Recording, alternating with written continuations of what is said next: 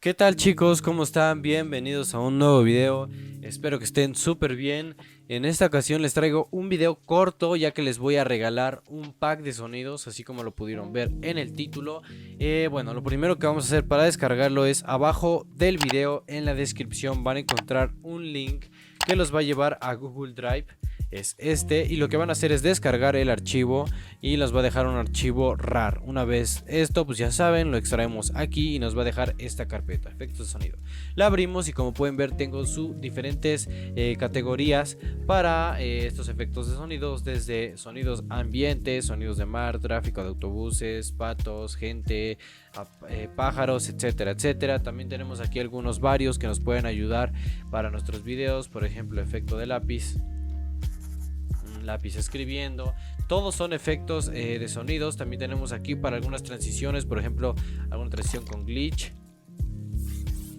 Ok, también tenemos aquí más sonidos para algunas transiciones, por ejemplo este, como pueden ver. Aquí tenemos más, estos famosos whooshes, así se llaman. Ok, tenemos más. Y también estos YouTube varios, que bueno, son efectos de sonidos que estuve recaudando, que los youtubers utilizan. Por ejemplo, este, el del headshot.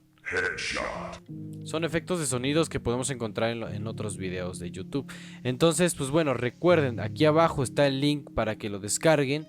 Y cabe recalcar que no todos los efectos de sonido son míos, algunos también los estuve recaudando en YouTube. Entonces, como sea, aquí abajo en la descripción estarán encontrando un link para que descarguen este pack, y también para que vayan a darle apoyo a los canales de los cuales estuve obteniendo estos efectos de sonidos, para que juntos pues tengamos ustedes ya tengan aquí todo junto y ya no tengan que estarlo buscando por separado. Entonces, bueno, espero que les haya gustado el video.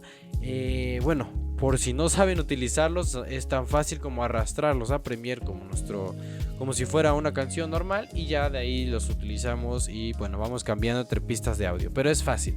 Como sea, espero que les haya gustado. No olviden dejar su like y suscribirse si no lo han hecho, y pues nos vemos en la siguiente. Así que les mando un abrazo y chao.